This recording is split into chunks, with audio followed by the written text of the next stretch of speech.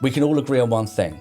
You know, we want to help people so that they can live better lives without struggling with their mental health and well-being. You know, the remit of the men's room is, you know, we wanted to reduce male suicide. And I think we can all agree that male suicide is a bad thing. In a world where men are told to stay silent, Travis and the men's room are creating something different. Based in Hastings and St. Leonard's, they're building a community where men can speak openly. Because talking saves lives. Women play a large role in what we do as well, because, you know, every woman has a man in their life in some way, shape or form, whether it's a father, son, brother, uncle, whatever.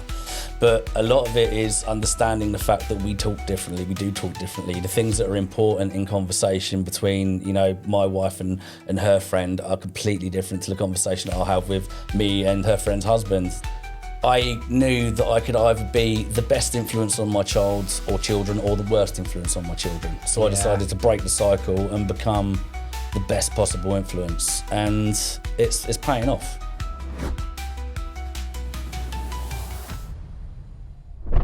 Travis, thanks for joining me today. Yeah, no worries. You're welcome. Pleasure to be here, man. Thank you. Give me some context. What do I need to know about you and the work that you're doing? So myself, I've been advocating massively for men's mental well-being for a good few years now. I mean, the men's room, as you can see in the full regalia, we've been established now for... It must be sort of, it feels like a lifetime, a good sort of 3-4 years from sort of conception to where we're at now. And it's just really about pushing forward the conversation about well-being in, you know, in men specifically from the remit of what we're doing here. But for me, more broadly speaking, it's about having an open and honest conversation of well-being, regardless of, you know, what the identity is, respectively, you know. And, you know, for me, my journey into this began probably about, it would have been about 5 years ago, properly, when I stopped drinking. Because I'm sort of been sober for 5 years, and that decision really challenged me to change my perception on the way that I was dealing with my own well-being. And from that point, here we are. You know, 5 years later, I'm sort of sitting in front of a camera talking to people, getting up on stage and sort of bearing all. So, yeah, it's been a bit of a journey, man. Yeah, I mean, you mentioned there you've been sober. I didn't actually know that. So, like, take me back to that. What was the catalyst to suddenly, I guess, reevaluate? Because there always seems to be a story behind someone just sort of said, I don't think this is serving me well. Yeah. So, I mean, we as much as we want to forget what was around 5 years ago, it was around the time of COVID and lockdown and all that jazz. And I think, if I'm honest with myself, I've known for the longest time before that I had a problem with drink. You know, the drink wasn't the problem necessarily, I was, and it was the way that I sort of interacted with that. And it just turned me into someone that wasn't very nice. And I started to see toxic traits within my then at the time only son, not only son even then at the time, because he was my eldest son, because I forget timelines and all that jazz and the multiverse of things. But yeah, so I was starting to see where Blake was sort of getting to that sort of 10, 11 stage. I was starting to see some sort of toxic traits in the way that he's engaging with the world and people around. And I'm like, no, okay, something needs to sort of stop here. And then that year, we go camping every year. That year we went camping again, and a very now dear friend of mine who was on a similar sort of sober journey, I met them for the first time. And it was after a very heavy night of drinking the best part of a bottle of spiced rum that I nearly jumped over a fire and impaled myself on the flame and everything else in there, that something sort of twigged in me, and I'm like, I don't want to keep doing this anymore. And me and my friend sat up until around about 4 or 5 o'clock in the morning. And I made a decision then to stop. That was it. Stopping dead. You know, and it was on, also that day was the anniversary. I think it was the 10th anniversary or 11th anniversary of my dad's passing on that day as well. So it all coincided, and everything was just sort of perfect in the way that it all came together. And in that moment, it wasn't the right thing to do. It was the thing that I was doing.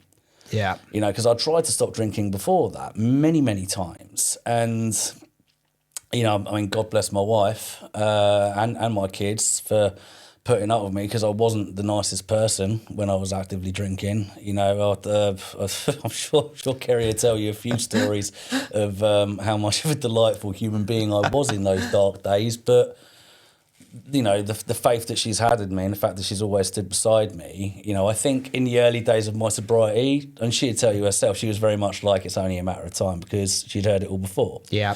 But I was determined this time because I had a means to an end. I knew that I could either be the best influence on my child or children or the worst influence on my children. So I decided to break the cycle and become the best possible influence. And it's paying off. Do you think that, you know, talking about drinking, it's not the drinking that's the problem, it's who we become and the actions that we take after we've been drinking heavily. You know, I mean, there's people have a drink and chill out and relax, but it's when you have a few more and it just changes our complete... I don't know how to explain it, but we always say drunk people are annoying. You know, we just change as a person, don't we? We do. I mean, the way that I've sort of likened it, so the way that I looked at drinking and myself, they're two very distinctly different people. So when I stopped drinking, I went through the route of going down through NA, Narcotics Anonymous. And it's very, you know, sort of the steps, 12 steps and all that sort of thing. It's rather than being a journey based in God, because I'm not a religious person. That's not, you know, no disrespect to anyone for any religious beliefs or creed or anything like that, but that's just not my bag. No. But it's more of a spiritual journey, and that's something that I could sort of invest into. Yeah. And it was about sort of looking at a higher power. So the higher power, it could be God as you choose to accept him, her, or it, or it could be that plant. It could be that mug. It's just something that you can turn around and say, right, well, mug, you are my higher power. You have my control. So I'm giving that control to something else. And in that moment, I sort of admitted that I had no control over my drinking. And from that, I sort of discovered the ego in the self. So the ego is the part of me that thinks I have that control, that wants me to take back that control. And the ego was a part of me that kept me actively drinking. Because when I was actively drinking, I didn't have to face up to my problems. I could hide from my problems. My problems would always be there tomorrow, and I never actually had to do anything about it because I could, it don't really matter. Because at the end of the day, if I was lashed up and I was the nastiest person in the world ever, I had a comfortable excuse. I didn't mean it. I was drunk. That wasn't really me. Yeah. It was the drink. It wasn't me. And sadly, and again, you know, this is personally speaking from my own, the way that I look at it, I can't speak for everyone else or anyone else that's drinking or anything like that, but the way that I see it is that just becomes a very comfortable excuse to reinforce the fact that you're too frightened to face up to your own reality. And that's the way, again, that's the why I preface that so heavily, because that's quite a heavy thing to say, and it's quite potentially an offensive thing to suggest to someone, but that's just the way that I see it within myself. I had to say to myself that I was using alcohol because I was too scared to deal with my problems, and that drink became a way for me to embrace the depression, because the depression and sadness was familiar as a blanket that I could hide under. Because if I'm feeling that heavy sense of sadness and depression, and nothing else really matters, because it's all going to end anyway, because, you know, woe is me and doom and gloom. And that's not to say that since I've stopped drinking I don't have that, because I do. You know, I'm on antidepressants. I've been on antidepressants for the last 2 months now, and they've worked wonders for me. Yeah. Because, you know, back in June, I was in a really dark place. You know, I was having some really heavy, dark thoughts, and the only thing that sort of kept me here was my family and my kids. But even doing this, even being sober, even knowing all the things that I needed to do, I still felt in that well. So, you know, it is...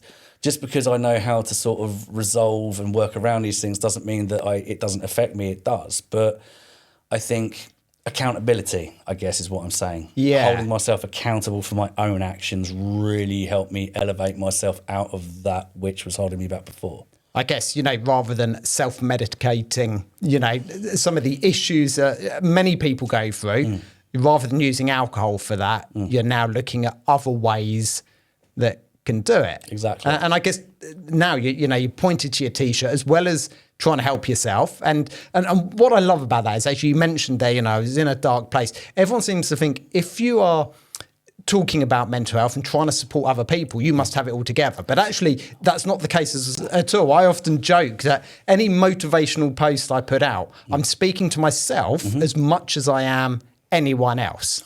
100%. 100%. Because it's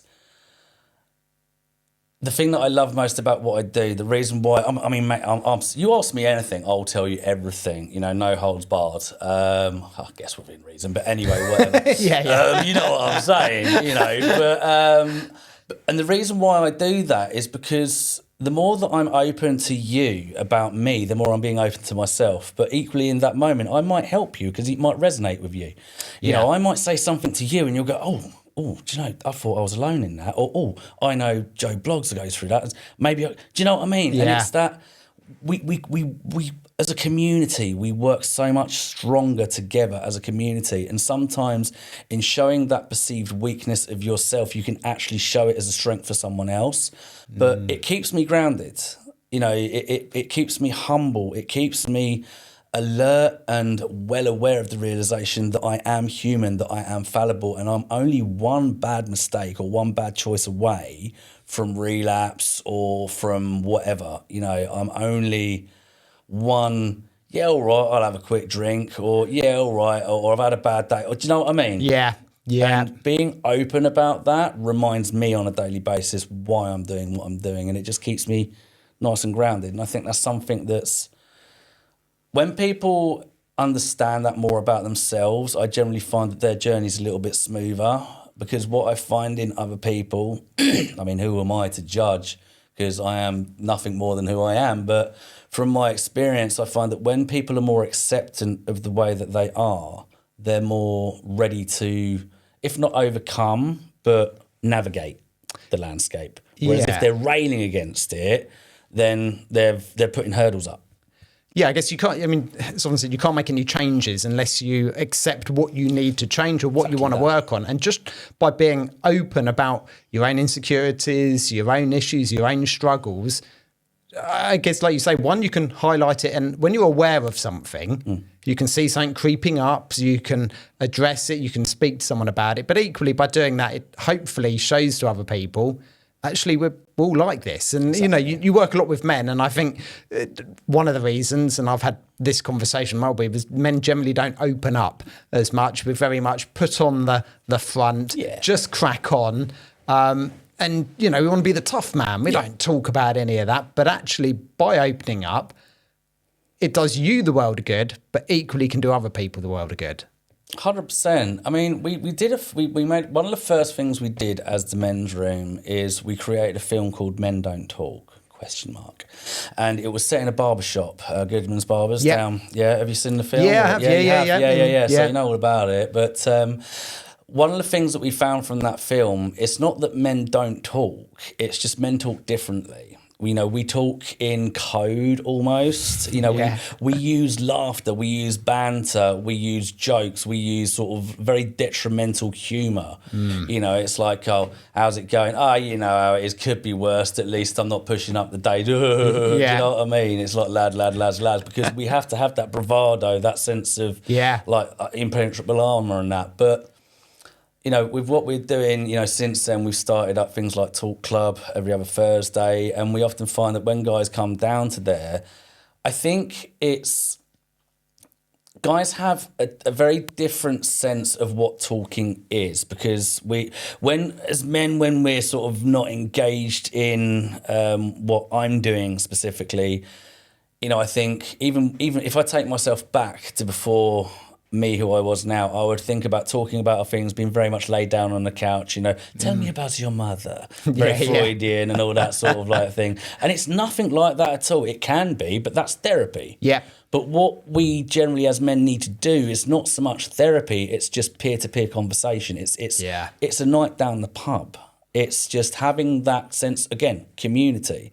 And I think we've lost that. You know, you think back to sort of even 15 years ago with, you know, I remember sort of going down, okay, probably not too good for the drinking side of me, but I'd used to go down the pub and that would be my social element. Yeah. You know, I'd catch up with my mates, I'd talk about things. We would talk about everything and nothing at the same time. And it is a great British tradition that we'd always go down the pub. I remember going down the pub with my dad and my brother. We'd nip up to the ball drive or up to the ball. Yeah. And, you know, I'm 8 years younger than my brother, but I'd watch the way that they engaged and communicated and laughed and the bravado and the joy that came from that and a sense of purpose and community. And I think that was the form of peer therapy that they had back then, which had very much been lost, and especially since COVID, all but disappeared. Yeah. But then with the likes of talk clubs, so when people come down, back to the point I was making, when people come down to talk club for the first time, when they see that it's just a bunch of guys sitting down and just having a laugh and having a chat. Yeah. You know, how are you out of 10? Well, I'm a 7 out of 10 today. I've had a great day, this, that. Or I'm a 2 out of 10. I don't really want to talk about why. Absolutely fine. But when the guys take it in turns to go around a circle, what's actually happening is we're sharing stories. Sitting around the fireplace, we're sharing stories. It's that tribal element of like sharing the knowledge. And, you know, then the next thing we do after that is what are we grateful for? And then that gets us really thinking about the good things in our life. And you might not have any gratitudes today, but something I say, you might think, oh yeah, I heard that bird song this morning as well. I'm really grateful for that. Yeah. And you start to really sort of inspire your brain and lifts you out of where you're at. And then the more you sort of do gratitude, the more you find things to be grateful for, don't you? I think a lot of people think, well, I haven't got anything to be grateful for. But actually, it can be the smallest of things. Mm-hmm. That's the thing. Gratitude, man. The more that you talk to me, the more that you'll hear that gratitude. And I can see people watching this now laughing, going, "Oh God, some gratitude." I love a good gratitude because it is so powerful. Just that simple act of finding something to be thankful for and grateful for can make the world of difference. And I used to find it so difficult. Very early on, I found it so difficult. But I found that if I focused on things that I was grateful for that weren't me, so I was grateful for the place that I live, living by the beach. I'm grateful for the fact that I can walk out and I can hear the sound of the sea. I was grateful for the fact that, you know, my broadband speeds are pretty good this week or whatever. There was no traffic today or all green lights. The more that I found gratitudes in different areas, I was able to bring them closer to home, and I started being grateful for things on myself. And, you know, now in Talk Club, I can actually turn around and say, I'm grateful for myself. I'm grateful for the strength that I have. I'm grateful for the journey I'm on. I'm grateful for the fact that I'm able to help and inspire other people. Yeah. That's something I never would have been able to say even 2 years ago. You know, and that's the power of gratitude. And that's why I bang on about them so much, because it's free therapy. You don't have to pay for it.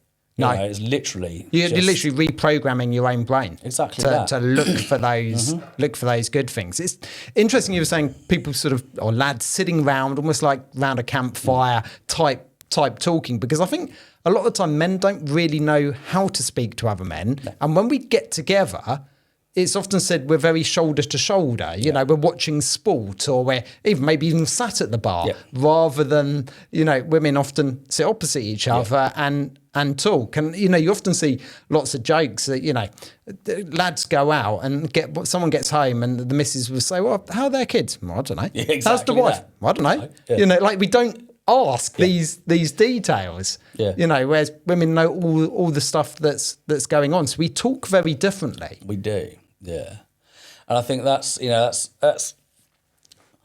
think that's the thing as well, because like, I mean, a lot of what we do with the men's room is women play a large role in what we do as well, because, you know, every woman has a man in their life in some way, shape or form, whether it's a father, son, brother, uncle, whatever. But a lot of it is understanding the fact that we talk differently. We do talk differently. The things that are important in conversation between, you know, my wife and her friend are completely different to the conversation that I'll have with me and her friend's husband. So we could be sitting in the same room at exactly the same time having vastly different conversations. And, you know, me and my mate have been talking about absolutely nothing, but we feel better for it because we're talking about the things that are important to us. Yeah. You know, we don't necessarily want to talk about the kids. We think about the kids all day and we love our kids dearly, but we don't really want to talk about that. We just want to talk about absolutely nothing because 9 times out of 10, we are worried about absolutely everything. So the conversations that we have allow us to switch off and take ourselves out of that general flow of reality. And a lot of what we do in peer talking groups, we're actually taking ourselves out of our own reality and instilling ourselves into somebody else's reality for a moment. So we're actually out of our head. We're not worrying about what's up here because we're assisting with what's over there. And it just frees us up to pressure release, right? Yeah. You know what I mean? It's that pressure release because we're not worrying. We're not going echo chamber up in here. This up in here is still here, but the pressure's being released because we're focusing on what's over there for a moment, which allows this to calm down a little bit, because what happens up here is it gets wound up. There was a survey, I think, I can't remember the exact stat, but basically the majority of certainly men would rather give themselves an electric shock than be sat in a room alone with their own thoughts. Yes. If there was a choice between the two, we'd rather shock ourselves. 100%. Because the idea of being left alone with our own thoughts, when our brains are quite often very busy anyway, is just too much. Yeah. Well, it's a frightening concept, isn't it? You know, it's like I'd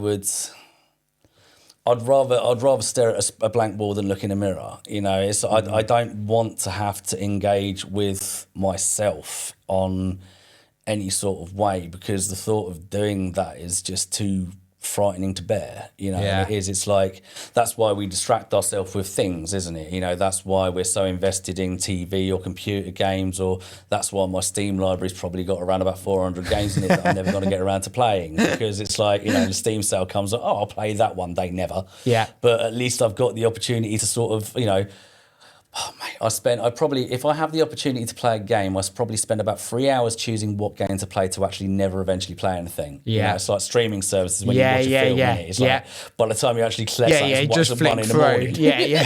Yeah.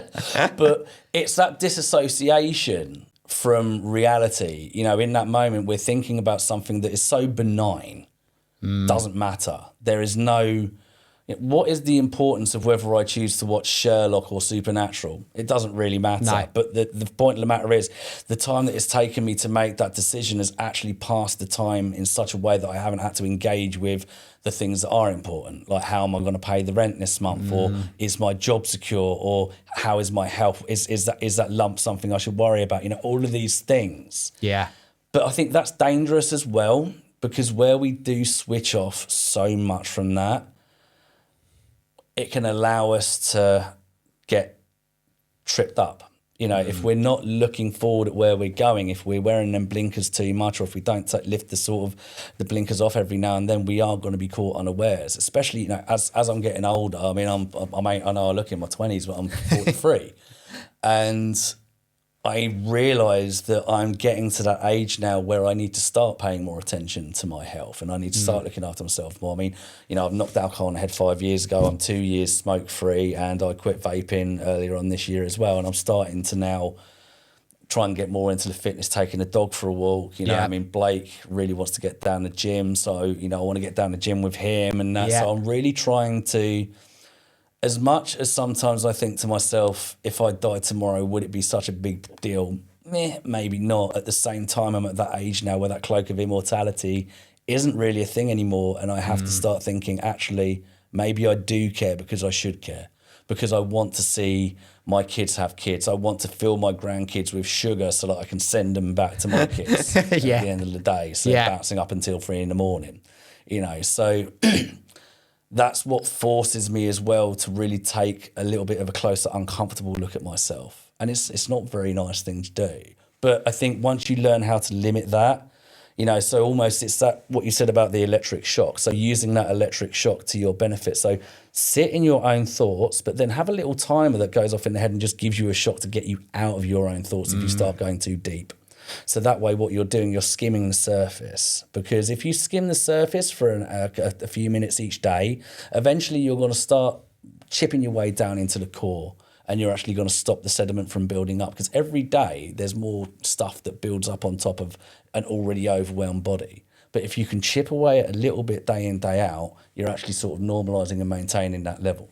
Does that make sense? It does make sense. I mean, I guess with your work, you know, a lot of it is about getting guys to open up. And you said there about just understanding our own immortality. And, you know, I mean, I'm mid-40s as well. And you suddenly start to realise, and I think this is a really funny period in a lot of men's lives of like, oh, this is it then. This is life, you know, like in your 20s, you'd like, yeah, I'll grow up eventually. And you sort of get to this age and you sort of think, oh, okay. Yeah. And, you know, and then realizing, okay, no, I'm going to be a proper adult now and I'm going to be growing up. But so there's one, just being able to live a better life. But obviously at the high level of this, there's a huge issue with suicide amongst men. Yeah. So, you know, there's two parts. One, stopping that, but two, allowing people who are living, but to actually live a life rather than just, I guess, glide through life feeling down all the time. Well, exactly that. I mean, with I was saying to you earlier on about the Baton of Hope, you know, with the Baton of Hope coming to Hastings, that is, you know, the one of the biggest sort of nationwide suicide charities, where the Baton's sort of going from Blackpool and it's coming down, it's going through Hastings on the 23rd of September and it's going to end up in London at Westminster. And it's just the biggest message, not just for men specifically, this one, it's just sort of global conversation around suicide. And it's working towards a zero suicide society, which is a very admirable goal, I think. You know, if we can take away people's...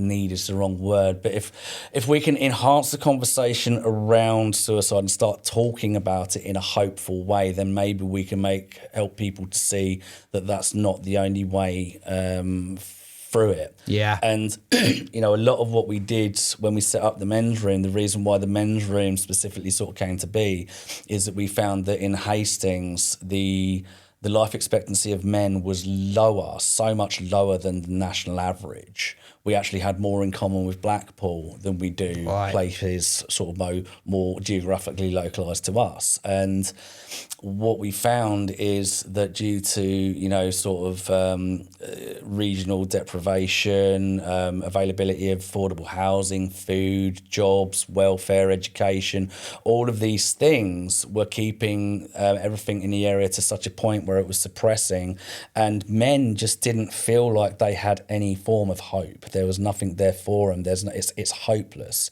And then that's where the life expectancy drops, because the suicide rates are increasing, because men more and more frequently are finding that, what can I do?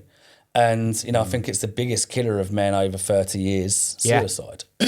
And being the age I am now, I can understand that a lot more, because, you know, there is that, as I said, you know, very recently, until I sort of went on the antidepressants myself, I was very much in that sort of headspace. And if it wasn't for the kids and if it wasn't for my wife, then I might not be sitting here having this conversation, because the thoughts and the feelings and the fear was so intense, and it was so, you know, it's not that I wanted to die. I just wanted that way of life to die. I wanted that process. You want to end. escape your Exactly feelings, that. escape your head. Exactly You know, that. I've heard that, you know, many times. And I've certainly heard it, that it's not, I don't want to be here, I just don't want to feel like this. But suicide becomes a sort of a very permanent solution to a temporary problem, or can be a temporary problem. Well, it's throwing a firebomb in to get a spider out of a house, isn't it? Yeah. You know, it's a very extreme response. But I mean, I think the problem with our brains is that we are stuck in our heads, and we are the only ones that have the ability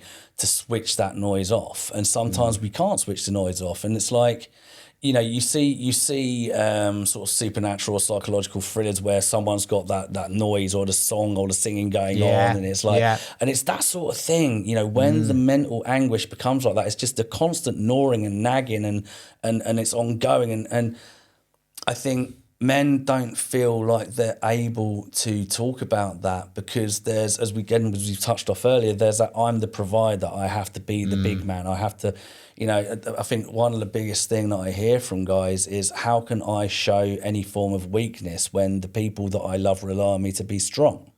Yeah. But then I challenge that and I say, well, how do you know what they perceive as strength or weakness? You know, how do you know that you showing that weakness wouldn't be perceived as strength? And as an example, I sort of say, you know, through my openness, since I stopped drinking, through my openness and the way that I am readily engaging with everything, the way that my eldest son, deals with his own mental health has drastically changed. He talks to me in a way that I would never have spoken to my dad. He will tell me what's going on with him. He will tell me, how he's feeling, and to the point where him and his friends, they check in with each other. Again, this is something that I would never have done with my friends. No. No. It just wasn't a thing, was it? So through me, and he's actually, he very damn near had me in tears on more than one occasion, because he said to me more than once, look, I'm so proud of you. I wouldn't have been able to deal with or engage in things the way that I have if you hadn't have shown me a different way of doing it. Now, if that's not strength, I don't know what is. If that is not showing my family the way to live in, if that's not me providing as a man, so I didn't just have to knock the bear out, drag him back, skin him and cook him up. Do you know what I mean? I was actually able to be open, honest, shed some tears, talk about it. Forget about all the masculinity rubbish. Can't stand it.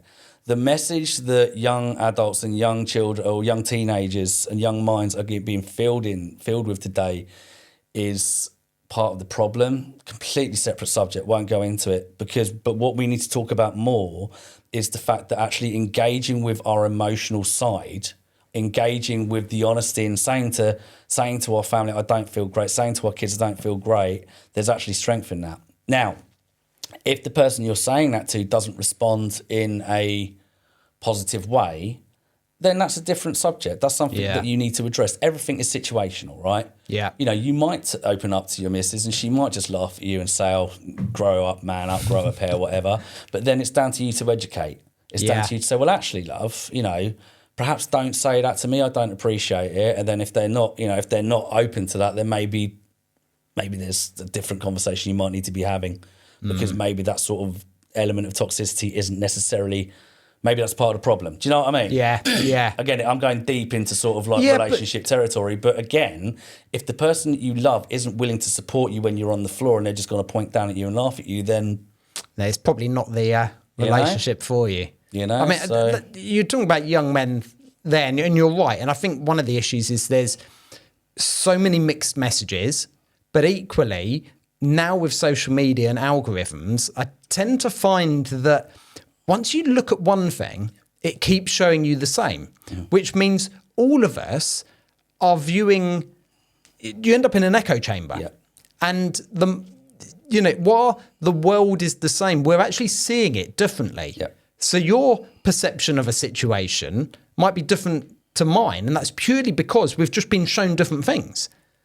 So neither of us are wrong. Exactly. We've just been shown, but because of that, we're not getting opened up to all the other views, the other points of view, the other takes. And I think that's what we're starting to lose. And by having those conversations with people and sitting down with other blokes, you can start to understand other people's views, other people's experiences, because it's very easy to live in that echo chamber of this is what the world is like. 100%. And I think that's we've lost the art of conversation. As a nation, as a people, as a race, as whatever, we've lost the art of being able to sit here and sort of talk. I'm talking to you now, but in the back of my mind, I'm thinking, should I say that just in case it lands in the incorrect way? Because I don't know what your viewpoints are on certain subjects. No, and a lot of subjects are very emotive. Yeah. But I'm the sort of person that, you give me a viewpoint, I will discuss it with you, and I'll be, that's interesting, and I'll try to challenge that if I don't agree. Yep. And then we have a dialogue, we have a conversation. Yep. I'm a firm believer that we should be able to have an open and honest conversation. Yeah. I'm not going to agree with everything you say. No. The problem starts when you turn around and say, well, no, you're wrong.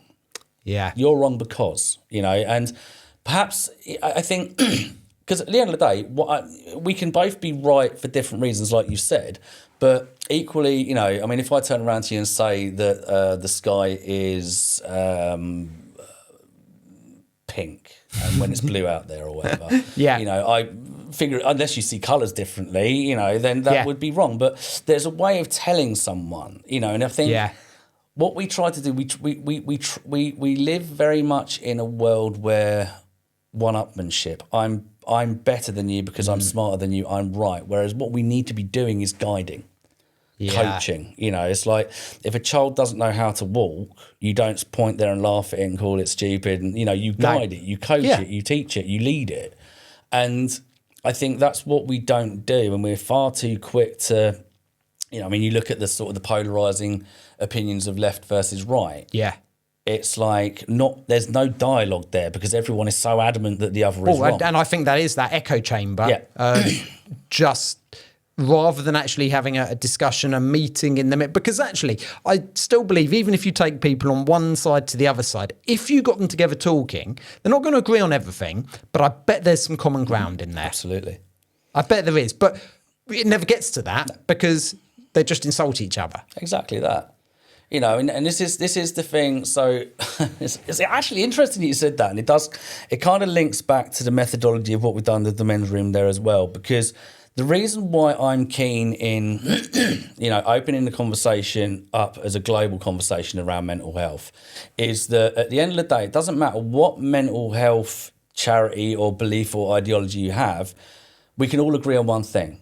We want to help people so that they can live better lives without struggling with their mental health and well-being. The remit of the men's room is, we wanted to reduce male suicide.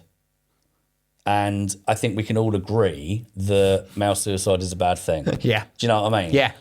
And it's having that commonality. And once people can actually stop talking and let go of the ego for long enough to actually hear, then we'll realise we've actually got more in common than... Massively. Do you know what I mean? Yeah. Yeah, I'm a big believer we've got more in common than we have, apart. Yeah, Exactly from across the world as humans. Very often, regardless of what culture you're in, most cultures, they have kids and they want to bring them up well and they want to protect them and things like that. So we've all got something in common. We share a lot of the same DNA. Exactly. Just our experiences are different and our cultural norms are different. Yeah. And when things clash, it just needs a conversation. Exactly that. And I think, again, social media has become...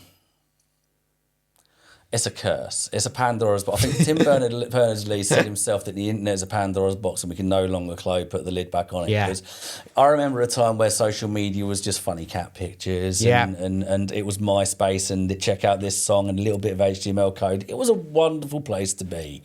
But what they found is that engagement is driven by emotive content and anger and hatred is far more profitable and far more easier to manipulate than love and kindness. It's easier, it's that old sort of, it's easier. It can take you 50 years to build a statue, but 1 minute for someone with a hammer to knock it down.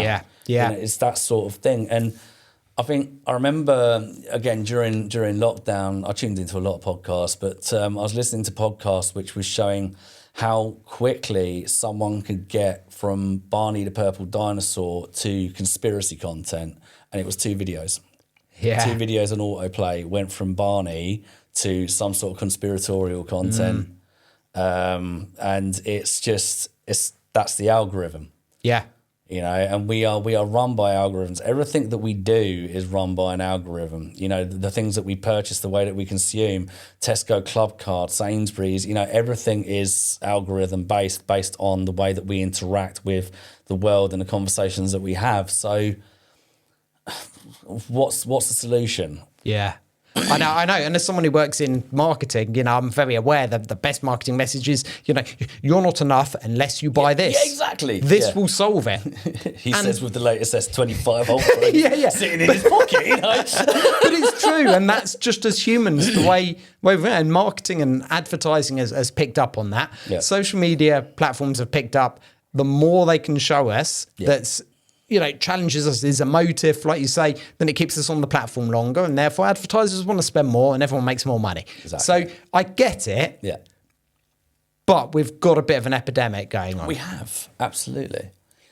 And I don't know how we come back from this, apart from groups like the one you've started, making an effort, making inroads into people to say, you can step away and you can talk. Exactly that.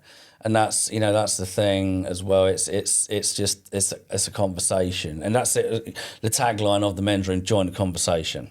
Yeah, it is that simple, because that's what we open the door, inspire change, build bridges. They're the 3 sort of methodologies, and then join the conversation, and it helps you to achieve all those things. And with Talk Club, we've got vastly different belief structure in there. You know, there's people in there that believe things that I wouldn't even think about in a million years that I wouldn't agree with. But none of that is important in the context of the conversation that we're having in that room. Because again, in that room, all that's important is our own well-being and how we're feeling in that moment out of 10. Yeah. You know? Yeah, recognising that everyone's worries are valid.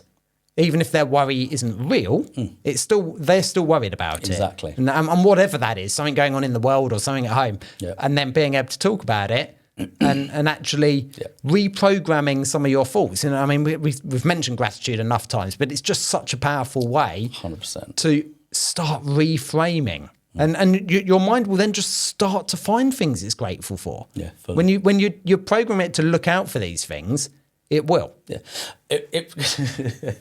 it's funny. I always find it funny talking about addiction, right? So given the fact that I am an alcoholic, given the fact that I do have a very addictive personality, I find talking about addiction very, it just tickles me every time. But gratitudes are addictive. I genuinely find them very addictive because it's almost I become hungry for them. Oh, give me more gratitude. Come on. Oh, yes, that bus made a really great sound. I'm grateful for that. Do you know what I mean? It's literally the smallest little thing. And I get sometimes I'll just be walking down with the dog and I get in a bit of a manic mood. And I remember actually just before we had the dog, it was a couple of years ago now, I was walking through Bexhill town and I had my headphones on and I just got in this really manic mood and a really good sort of, I think I was listening to Pendulum album. I love that album. I was just dancing up the high street, literally just dancing, just having a massive rave off to myself. I was in and out of shops and I walked back up the next day and someone that works in the shop, the Wobbly Rabbit, is like, "You're not dancing today, Trav?" And I'm like, "Oh, you saw that?" I didn't even clock in. I was so in the zone in that moment, but people must have just been looking at me thinking, "Oh my God, what is he on?" But I was just so manically happy in that moment that I just lost. I was just gone. And that's what, when I sort of get really hyped up on gratitude or just on life generally, that's the sort of thing that can happen. I need to try and sort of temper that down because that gets a bit overpowering, a bit overbearing. Do you know what I mean? Yeah. But it's finding that balance. And quite often with probably people like yourself, but certainly people like me, we pendulum. Yeah. So the higher we go, quite often the drop is. And that is one of the issues with whether it's alcohol or drugs or anything like that you get that amazing buzz. Yeah. But the other side is so much lower. And actually we need to find a way that we can stay a bit more on a balance. Yeah, 100%. Interesting that you said that because that's one, early on in the journey that I was on, the saddest things that I had to do was, I called it limiting my happiness for that exact reason. Because if I got too happy, the crash would really hurt. Yeah. And again, it's that drop, it's that pendulum, and the high, the big you are, the higher you fall sort of thing. And I have to still limit that happiness. I've got better at doing it, so I can enjoy the process a bit more. But I notice there's some little tells. You can sort of feel it in the back of your brain, a little tickle in the back of your brain. You're like, right, I need to cap this now. Yeah. And it's sad that you have to do that, but again, it's that self-preservation bit, isn't it? Yeah. So but nice. I thought I was the only one that did that. No, it's interesting you mentioned that. Yeah, and it's funny, and I still do it. I'm as guilty now. But you have an amazing weekend. Monday hits harder. Yeah, it always does, and then you can't escape all of that. If you've had a great holiday away, you come back and you are going to, because there's that realization again, probably comes with age, that generally life's pretty boring. Yeah. It's pretty dull, isn't it? Like we do a lot of the same stuff. What am I going to have for dinner tonight? And it isn't an Instagram highlight reel. No, exactly. Life is generally fairly sort of normal. So when we have these great times, some people just have a great time, then back to it. But a lot of us crash. Yeah, exactly that. Yeah, and then with that crash, with that great time becomes more of a focal point, and then we're chasing that high consistently. Yeah. And that's again, that's the addiction of it, because you're almost chasing the buzz again. And regardless of what that buzz is, everyone says your first hit of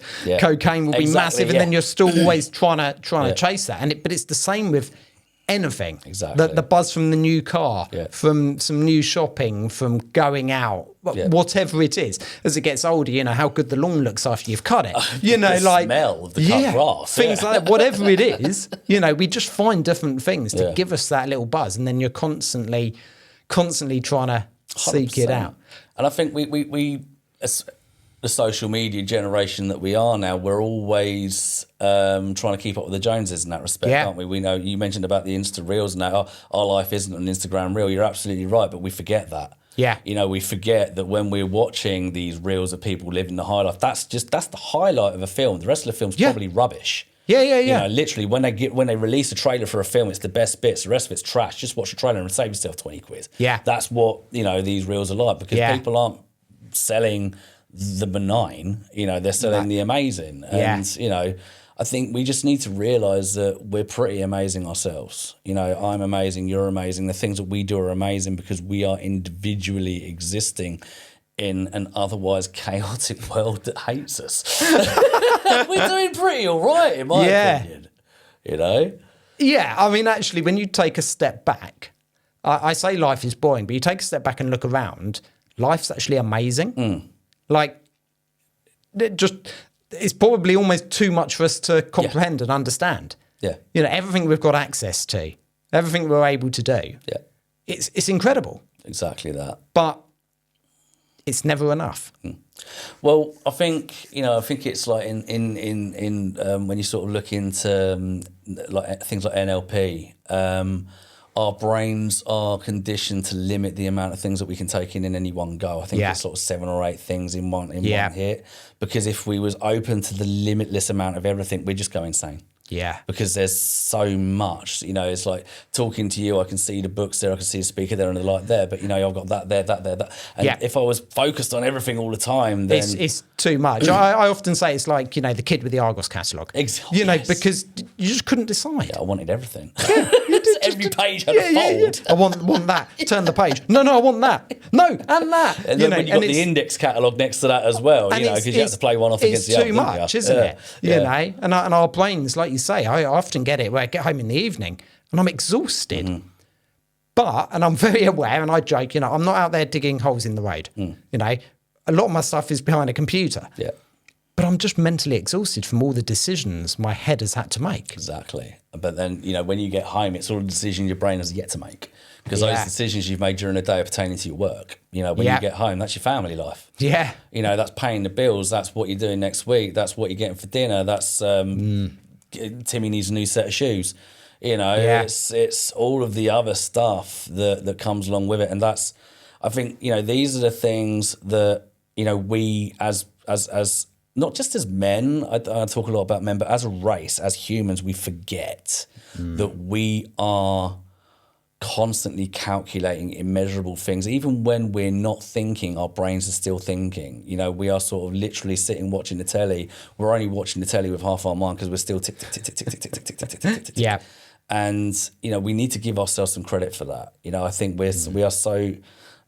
I am always so fast to criticise myself for my failings. Yeah, I don't celebrate my wins. Yeah. Nearly half as much as I should. And I think we're all guilty of that. Yeah. You know, I think we all need to just take time to take stock of, you know, instead of I've had a busy day. I didn't have time to do that. I was going to take the dog out. I was going to do, maybe we should say, well, I've done that. Well, I've actually, you know, I emptied the bins. I did the washing up. I brushed my teeth. I actually woke up this morning, got out of bed and had a cup of coffee. You know, let's celebrate the little wins. And then, just take a bit of time to be kinder to ourselves because, you know, the world ain't really that kind to us. No. I've loved our conversation today. You've really opened up. But what's next for Mr. Hastings and St. Leonard's? So, I mean, we're always looking at growing. And, you know, we are only as successful in the message that we're pushing out as the people that we got on board. You know, with the CIC, there's 3 of us. There's myself, there's Maz, there's Dave, and we're all directors of the men's room, Hastings St. Leonard's CIC. I mean, I'll give you a digital version of that. Have a look through that in a minute. But that's really interesting sort of learning and legacy. So that's the timeline from the beginning, from the conception to where we're at now. And, you know, where we want to be, with a lot of these initiatives, they're sort of almost fly by night is the wrong word or the wrong phrase, but they're almost sort of like blink and you miss it, because they're there with all the best intentions in the world, but then the funding dries up and then everything goes and then that's it. You know, I mean, we were so lucky that the funding lasted as long as it did for the men's room, but now we're a CIC, you know, we're sort of getting funding with fundraising. You know, Tesco's recently very kindly donated £800 to the men's room. Yeah. You know, David done the London to Brighton bike ride and raised £480 for the men's room doing that. And so, but what we really need, we need hands on deck. We need people to be involved, you know, not necessarily just men. No. You know, it's open to everyone. Everyone, as I said, you know, women have got as much investment in this because everyone has got a man in their life in some way, shape or form. Yeah. But also, now this is me thinking forward. I would like to see not necessarily a women's room, but a men's room that is tailored to helping women as well. Because we have a lot of conversations with women where they say, I don't know what to do about my husband, my brother, my uncle. That's great that they want to support the men, but who's there to support them? Yeah. How do we help them navigate this journey? Because the fact that they've had to stand up and say, my man needs help, we can't just focus on the man. We can't lose focus on the woman, because the woman is as important in that journey, because the fact that they've turned around and said, this guy needs help, shows that they have a lot of love and care. So what I would like to do really is find a way to sort of engage in that area. Also the youth as well, teenagers, finding a way to get the younger generation invested in the conversation around mental health and that. Yeah. But all of these things need people to be involved. So the initial thing we need is just people to turn around and say, how can I help? What can I do? I've got, I'm a football coach. I would love to run a football club for men so they can a kick around and talk. Yeah. Or, you know, I do fitness, Pilates. Maz will love me mentioning Pilates. A bit of an inside joke there. But, you know, anything like that, anyone that's got something to give, that's got a book club, film club, whatever. Yeah. But just contact us, get in touch. You know, we need people to... There's 3 guys trying to sort of like do podcasts, take care of social media, take care of the website, push events, do this. It doesn't happen. We've all got full-time jobs. Yeah. You know, we've got a website, a beautiful website that we put a lot of effort into. It's sitting there unupdated for the best part of 3 months, you know, if not longer. So people that want to donate their time, you know, it's not just about money, it's about time. You know, because I would rather have someone that can give me 10 hours of their life than someone that's going to give me £1,000. The £1,000 would be nice, granted. Don't get me wrong, but you those still 10 need hours, you still need time to implement things. Exactly that. Yeah. You know, so I guess that was a really long, rambly answer to a short question, but we just need engagement. We need people to turn around and say, "How can I help?" And then we can get them on board. You know, we need sort of expanded directorship. We need just help, I guess. Well, look, the work you're doing is fantastic. If someone does want to get in touch with you, what's the best way? Find you on social media? Yeah, so if you go to mensroom.community, that's our URL. You can find us Men's Room on Men's Room Hastings St Leonard's on Facebook and Instagram. I think it's at Mr HSL. Can't remember off the top of my head. I'll put the links in the description. Links in there. Yeah, so that's fine. I'll send you the links as well. But yeah, best way is. So you got email myself, Trav at mensroom.community. You got Maz at mensroom.community, David at mensroom.community. Best way to sort of get in touch. Also, there's a contact form on our website as well. Other than that, every other Thursday, come down to Central Hall in Hastings for Talk Club, 6 till 8. And then, you know, second Wednesday of the month, we've got the Grumpy Men's Club at the Grumpy Cook in Hastings, where you can come down, have a cup of coffee, a bite to eat, donate whatever you want. There's no expectation in price there. You know, it's all sort of done just so the men can sit around and have a chat and that. But just come down and engage, really. But yeah, at the end of the day, most important thing, if you don't engage with us, engage with each other. Just have a conversation. Look at someone across from you, and if you're not feeling okay, just say, mate, you know, honestly, I'm not feeling okay today. Because you'd be surprised how readily people are going to be engaging and open to engage with that. Travis, thank you so much for chatting to me today. No, really appreciated it. Thanks for you. being so open with your story, and keep doing the great work that you're doing. Nice one. Thank you very much, man. Appreciate it. Thank you for tuning in to this episode of the Balanced Ambition podcast. I genuinely hope the stories inspire you as much as they inspire me. If you found value in today's conversation, please share it with a friend. And remember, by subscribing, you won't miss an episode, and it would truly mean the world to me. Stay balanced, and I'll see you next time.